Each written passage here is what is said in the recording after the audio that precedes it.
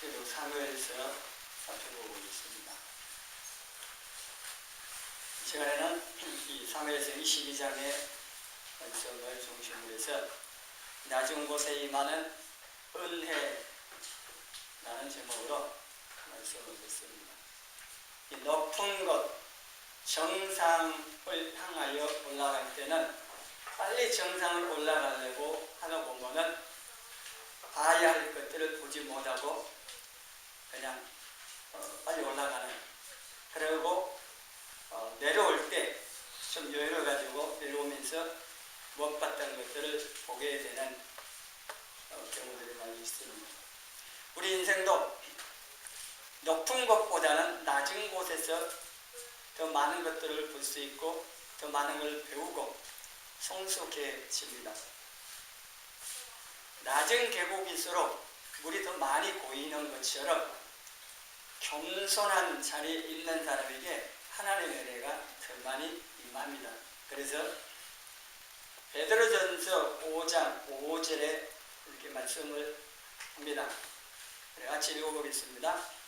젊은 자들아, 이와 같이 장로들에게 순종하고 다 서로 겸손으로 허리를 동이라.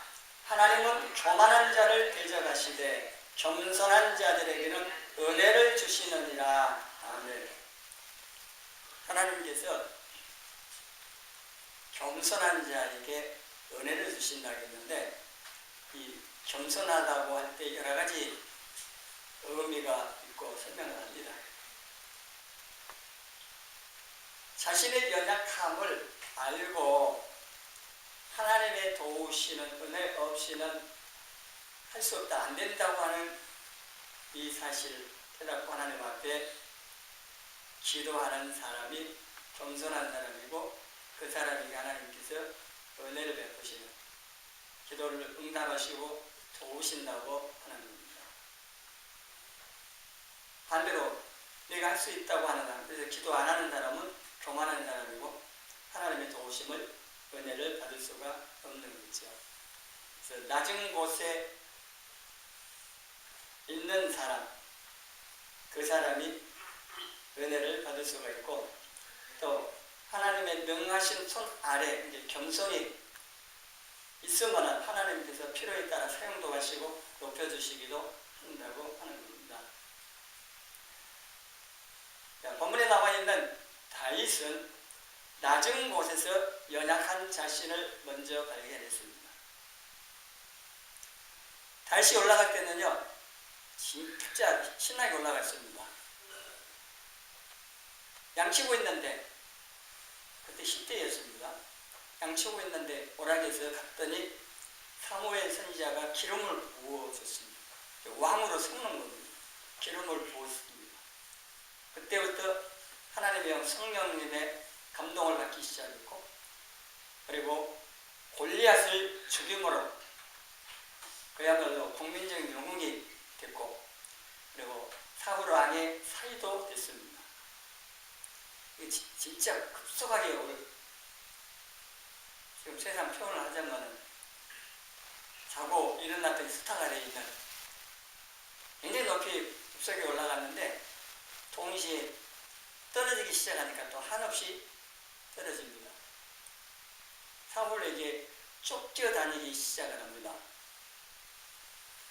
그래서 도망 다니는데 사무에게도 갔었고 또 아히멜렉 제사장에게도 갔습니다. 그리고 이웃에 있는 가드와 아기스 왕에게도 갔습니다. 근데 이 모두가 안전한 피난처를 제공을 해주지를 못했습니다. 강해에서 10여 년 동안 쫓겨다니면서 살아야 했는데, 이 강해의 생활과, 그리고 본문 바로 앞에 있는 21장에 보면은 아히멜렉 제사장에게 갔습니다.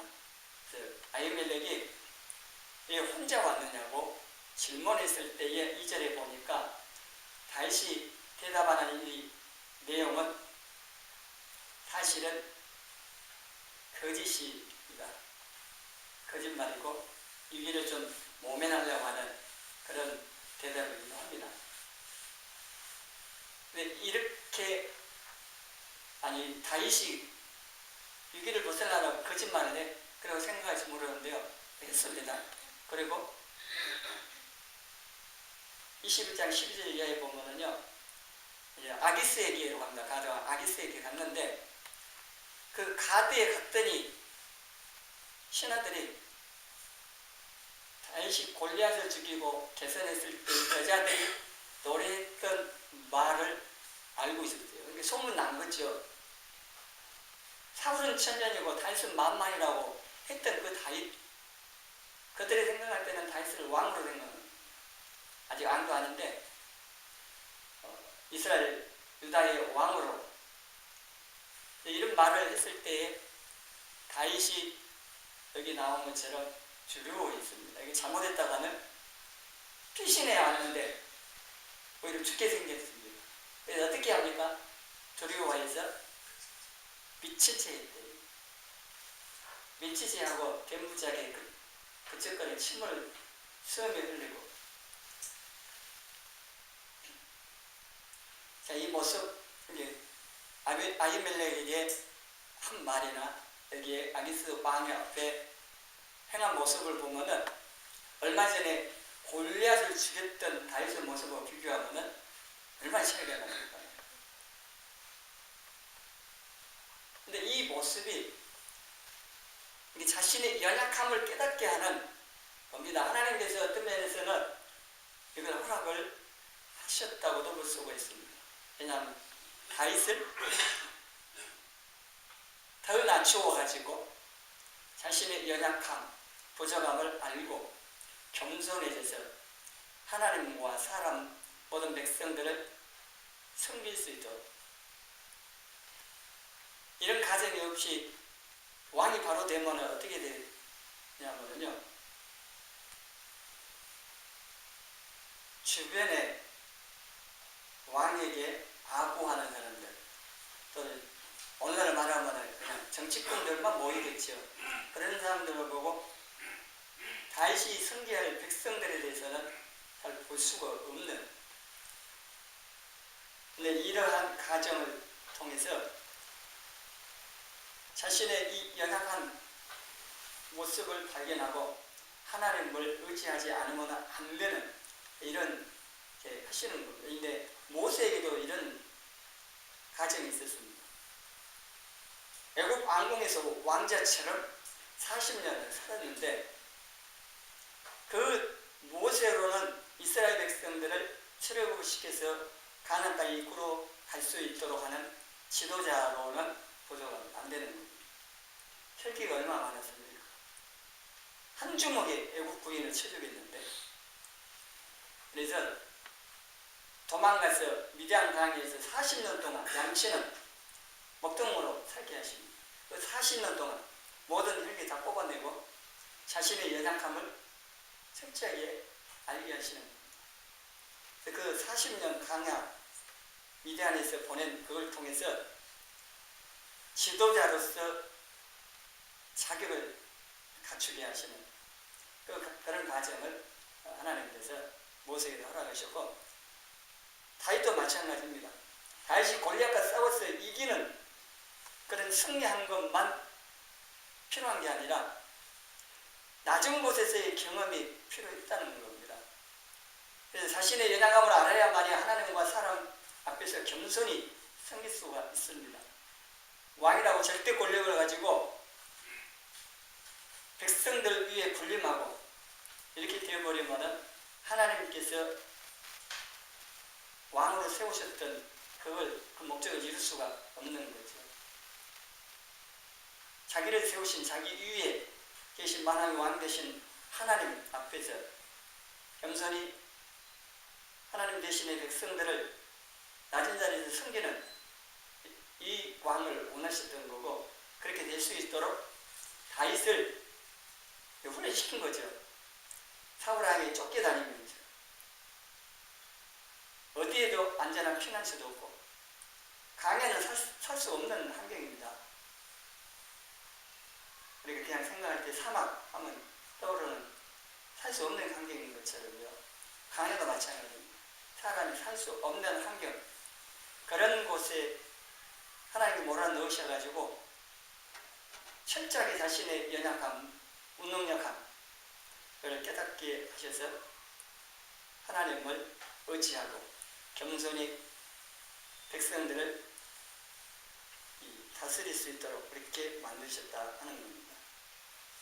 그리고 이 낮은 곳에서 다윗은 또 사람과 또 하나님도 만나는데 자신의 초라한 모습만, 연약한 것만 발견한 게 아니고 사람을 만나, 본문에 나와 있는 것처럼 아둘람 동굴에 있었을 때에 사람들이 몰려옵니다.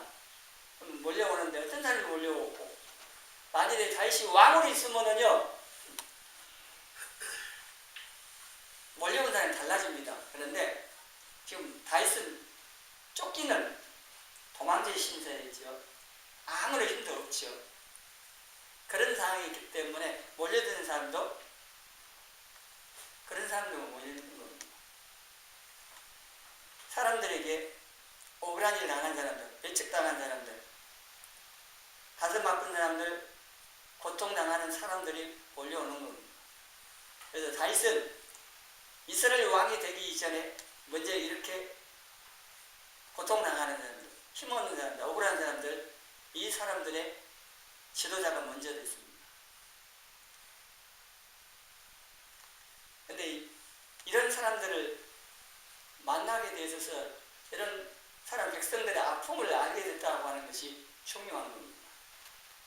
이런 거 없이 그냥 왕이 되면은요, 다시 섬겨야 할 대상이 누군지 모를 수도 있습니다. 백성이 아니고 자기 주변에 몰려드는 사람들, 아부만 들으면서 그 사람들만 상대할 수 있는데, 이미 자기가 그런 고통도 당했고, 그리고 고통당하는, 힘들어하는 백성들과 함께 생활을 했던 그것이 있기 때문에 백성들의 아픔과 고통, 어려움, 이러한 것들을 아는 거죠. 그리고 그 백성들을 섬길 수가 있는, 이게 참 중요한 경험이었다고 하는 겁니다. 그래서 이 강야에서 낮은 곳에서 다윗은 자신의 연약함과 또한 고통당하는 백성들, 사람들 만났고, 또 중요한 게 하나님을 새롭게 만났다고 하는 겁니다. 생명의 유혹을 당하면서 쫓겨다니니까 도와줄 사람은 없고, 그러니 도움을 청하는 건 하나님밖에 없는 거죠. 그래서 하나님 앞에 납작 엎드려서 하나님 못지하고 도우심을 구할 수도 있거든요. 그 과정을 통해 또 하나님을 만나는 겁니다. 하나님 만남을 통해서 하나님을 새로 아는 거죠. 욥이 어떻게 고백합니까? 42장에서, 욥기 42장에서 자기가 기로만 들었어요. 하나님 기로 듣고 알았는데, 이제 되면 하나님 직접 보고 안다고 표현합니다. 이게 필요합니다. 우리들도 가르치는 사람들을 통해서 들어서 압니다. 하나님 어떤 분이신지 압니다. 그것도 필요합니다. 지식적으로 성경을 통하여 또 가르침을 받고 사람들을 통해서 들어서 아는 것도 필요한데, 그걸 머물러 있으면 그 믿음은 참 믿음, 능력 있는 믿음, 그런 믿음이 안 될 수가 있습니다. 그냥 지식으로 끝날 수도 있습니다.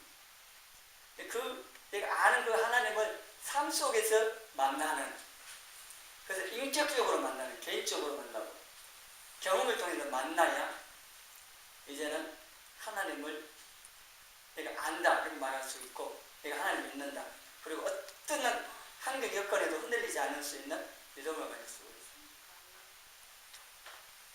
하나님 전능하시다고 우리가 신앙 고백을 늘 합니다.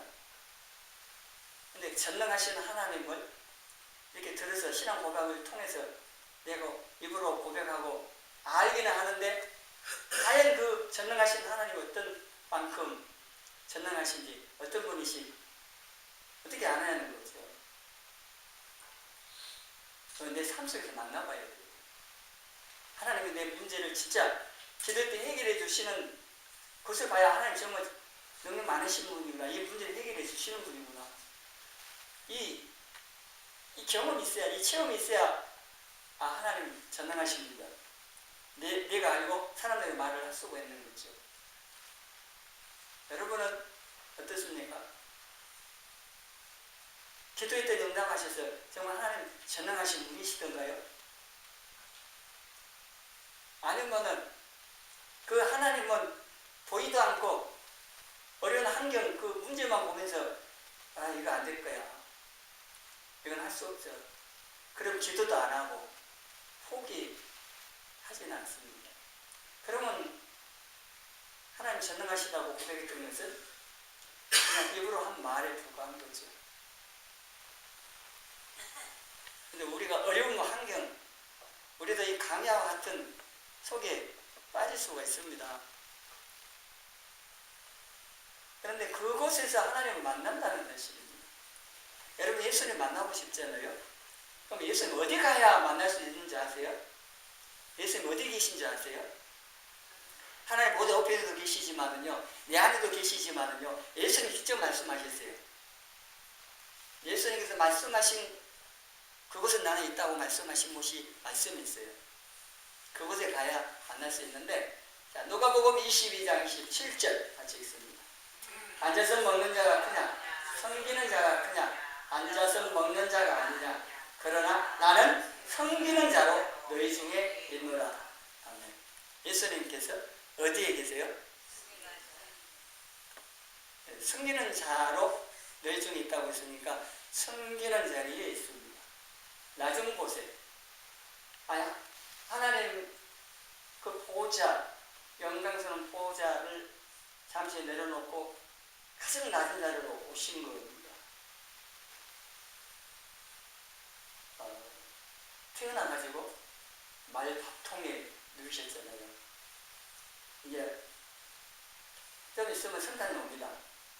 우리 예수님께서 탄생하셨는데 누일 데가 없어가지고 말밥통에 누우셨다니, 그거는 가장 낮은 자리에 오신 거고, 그리고 가장 낮은 자리에 있는 사람들을 또 구원하시는, 그리고 가장 낮은 자리에 가야 예수님 만날 수가 있습니다. 섬기는 자리에 가야 예수님 만날 수 있고, 내가 그런 낮은 곳에서 섬기고 있을 때 그 모습을 통해서 사람들에게 예수님을 또 보여줄 수도 있는 겁니다. 힘이 없는 사람이 섬깁니까? 우리는 그렇게 생각합니다. 힘이 없으니까 어쩔 수 없이 섬긴다고 생각을 합니다. 근데 진정한 섬김을 하는 사람은요, 능력이 있는 사람입니다. 자기가 갖고 있는 그 힘을 가지고 섬김을 받는 게 아니라 내가 그 힘을 가지고 섬긴다는 겁니다. 예수님 그렇게 하셨고, 천국에서 누가 크냐고 했을 때 어린아이처럼 섬기는 사람, 그 사람이 천국에서 크다고 가르치고 있습니다. 그래서 우리가 교회에서 이게 안 되기 때문에요, 섬김을 받으려고 하니까 이 문제잖아요. 교회는 안 그러겠어요? 세상 다 어느 곳에 마찬가지지만 서로 섬기려고 하면은 문제가 있습니다. 사람들이 모이는데 이 문제 없겠어요? 문제 있는데 그 문제도 문제가 안 됩니다. 서로 섬김으로 함께 그 문제를 얼마든지 해결해 갈 수가 있습니다. 그런데 낮은 자세, 겸손한 자세로 섬기는 이게 없으니까 문제도 만들어내는 그런 상황이 되는 겁니다. 그런 동영상이 있습니다. 찾아보면 되는데 하여튼 이런 내용입니다. 천국과 지옥의 차이를 표현하기 위해서 그 동영상이 나와요. 보신 분도 있을 것 같은데, 수도가요 엄청 길어요.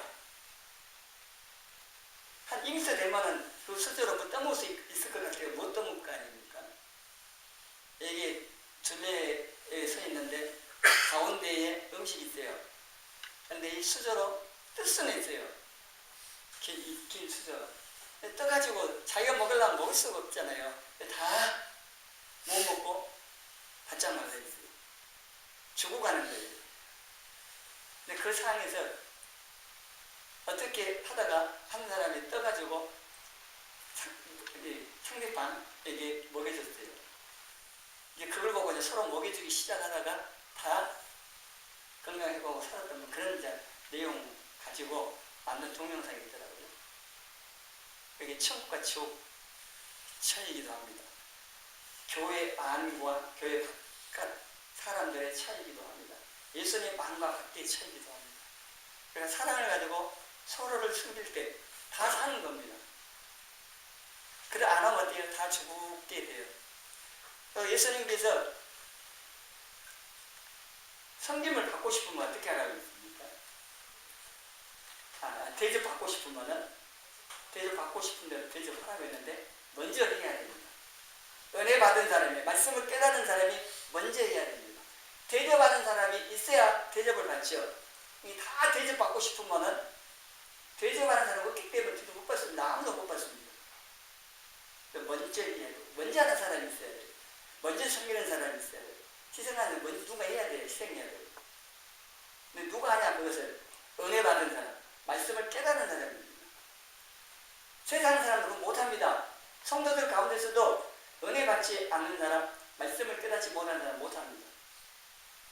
말씀 들어서 알긴 할지 몰라도 그걸 깨달아야 되고 은혜 받아야 되죠. 그래야 그 사람이 하는 겁니다. 근데 누가 해야 돼요? 내가 은혜 받고 내가 말씀 깨닫고 내가 해야 되는 겁니다. 그래야 우리 교회 전체가 살고 가정이 살고 더 나아가서는 지역사회도 살릴 수가 있는 겁니다. 이런 성도들이 많아야 그걸 다리 표현해서 빛과 소금의 역할을 하는 성도라고 많아져야 사회가 바뀌고 나라가 바뀌는 거예요. 우리나라 이렇게 어두운 게 왜 그래요? 우리 때문이에요. 맛 이런 소금대하고 다 밟히고 있잖아요. 빛을 잃어버려갖고 세상이 더 어두워져 있고 지하로 가득 있어야 하나님께서 심판 안 할 수 없는 상까지 와버려요. 그래서 원인 뿌리는요 납니다. 배 타고 죽을 고생하고 있는데 누구 때문이었느냐? 제비 뽑았더니 요나가 잡혔는데 왜 그런지에 대한 설명이 나오죠. 이거는 나 때문이다 그랬잖아요. 나를 바다에 던지라. 우리나라 위기는 누구 때문이에요? 나 때문이에요. 나 때문이에요. 내 탓이요. 천주교에서 뭐 그랬다는데 내 탓이요. 가정심에요. 내 탓이요. 내 탓이요. 폼으로 그냥 형식적으로 할 게 아니고 실질적으로 내 탓이요. 그러면요 문제 발생 안 합니다. 문제가 있어도 문제가 안 돼요. 그건 교회든 가정이든 국가든 이런 사람이 지도자가 이렇게 되면은 얼마나 좋겠어요. 대통령 봐요. 대통령이 자기가 지금 최종 결정권자고 그렇기 때문에 자기가 책임져야 돼요. 근데 누구 때문에 뭐 장관이 어떻고 이렇게 보면 문제 해결이 안 됩니다. 골치 아픕니다. 가정에서도 마찬가지고 교회도 마찬가지고 그래서 겸손히 숨기는 이런 자세, 책임지는 자세, 희생하려고 하는 이러한 사람이 되어가지고 살아갈 때에 내가 예수님을 닮아가고 또 예수님을 보여주는 이러한 삶이 될 수가 있는 겁니다. 다윗은 다 잃어버렸다고 하는 자리에서요 가장 중요한 것들을 했습니다. 그게 자신의 연약한 모습, 또 고통당하는 백성들, 그리고 하나님을 새롭게 발견하는 우리도 우리의 삶이 강해로 갈 때가 있습니다. 건강 때문에 또는 사업 때문에 인간관계 때문에 전 여러 가지 것들이 있죠. 이런 것들로 인해서 강야에 그래서 살아가는 그런 기간들이 있습니다. 그럴 때 우리는 무엇을 해야 하냐 하는 겁니다. 이런 거에 문제가 아무것도 없습니까? 모든 게 형통하고 그래서 뭐 이 말씀 나하고 전혀 상관없다 그러실 분이 있겠습니까? 사람들 다 얼음 있고 뭐 강야 한 허벌판에 그냥 혼자 있는 것처럼 그럴 때 있습니다. 그럴 때 다윗이 어떻게 했는가 이걸 통해서 배워야 되는데 우리가 그 낮은 자리 그 강야 같은 그곳에서 봐야 할 걸 봐야 되는 겁니다. 편안하고 높은 곳에 잘 되고 있을 때 보지 못해 이러한 것들을 잘 봐야 되는 거고, 그리고 그곳에서 하나님께서 말씀하시는 말을 들으셔야 되는 거예요. 이게 이제 참 중요한 겁니다. 그러니까 어려움 당하고 있는데 그 상황 가운데서 하나님께서 내게 말씀하시고 원하시는 것을 듣고 찾는 게 매우 중요합니다. 거기서부터 문제 해결이 시작될 수가 있습니다. 하나님께서 이 상황을 왜 허락하셨는지, 내게 뭘 원하시는지, 또 내가 어떻게 해야 되는지 물으시고 하나님 말씀하시는 걸 들으셔야 돼요. 거기서부터 다시 일어설 수 있는 힘을, 그리고 다시 올라갈 수 있는 힘을 받는 겁니다. 이것은 개인 성도의 이 삶이나 교회에서나 국가에나 마찬가지입니다. 낮은 자리에 아주 절망적인 그런 상황이 딱 떨어졌다고 해서 그게 저주받았네 저 사람 벌받는데 그게 아니거든요. 오히려 그 자리에 가서 그동안에 깨닫지 못했던 것들을 깨닫게 하시고 하나님 더 깊이 만날 수 있게 하시고 신앙이 더 성숙되게 하는 그런 기회로 하나님 허락을 하신다는 것도 알아야 됩니다. 모든 게 잘 되는 것만이 좋은 겁니까? 오히려 그게 안 좋을 수가 있습니다. 성도들에게는. 왜냐하면 너무 잘 되고 편안하면요, 결국 나태해지고, 그리고 엉뚱한 생각이 시작해요. 죄질이 시작한다니까요. 여러분 그거 아는 것 같죠? 지금 여러분들에게 돈이 많이 생기고 사회적인 힘이 딱 주어져 보세요. 지금까지 안 했던 엉뚱한 짓들을 하게 돼요. 죄 짓는다니까요. 유혹도 많이 오고요. 근데 아주 어려운 환경 가운데 있어봐요. 그게 그런 생각할 여유도 없게 되는 거죠. 힘드는데. 그래서 하나님 안 찾을 수도 없고. 그래서 성도들에게는요, 고난이 있는 것이 오히려 은혜가 복이라고 할 수도 있습니다. 그래서 여러분이 어려운 상황이 있다고 해서 너무 오만불평할 것도 없고 낙심할 것도 없습니다. 또 다른 사람 보면서 저 사람 벌받아서 잘하네 그렇게 말을 했어도 안 되는 거예요. 그런 이 상황이 흙벌판에 혼자 있는 것처럼 또 터널 속에 들어가 있고 정말 어려운 환경이 그래 있을 때요, 기도하세요. 다 막혀 있어도 하늘을 열려 있습니다. 하나님을 향해서 기도할 수 있습니다. 하나님 찾아서 이게 원인이 뭔지, 해결하는 방법은 또 무엇인지, 하나님 뭘 원하시는지 기도하시고 거기서부터 다시 일어설 수 있는 힘을, 믿음을, 은혜를 또 힘입어서 다시 일어나서 시작을 하라고 하는 겁니다. 마태복음 5장 3절에 심령에 가난한 자는 복이 있는데 천국이 그들의 것입니다. 강야와 같은 아주 낮은 자리에 가는 심령이 가난해져 버리는, 하나님의 은혜 아니면 절대 안 된다고 하는 그런 자리에 가면 천국이 임하는 거고 천국을 경험하는 거고 천국이신 예수님을 만나는 거예요. 그곳에서. 여러분 지금 어떤 어려운 환경이 있든 앞으로 어떤 어려운 환경을 만나든 어떤 유혹을 받든지 간에 그 자체가 중요한 게 아니고 그것을 통해서 하나님이 내게 말씀하시는 바, 그걸 통해서 주시고자 하는 것을 놓치지 말라고 하는 것. 그래야 하나님의 그걸 통해서 하시고자 하는 것들을 우리에게 이루어져서 우리가 하나님께서 원하시는, 하나님께서 온전하게 서갈 수가 있는 거고, 또 하나님 주신 은혜와 복을 누리면서 이 땅에 살아갈 수 있는 거고. 어려운 환경 보면 다른 생각하지 마세요. 왜 이런 일이 내게만 일어나냐고 불평도 하지 마시고, 오히려 하나님 이를 통해서 내게 말씀하시고자 하는 것이 있고 더 좋은 것을 주시려고 하는 거예요.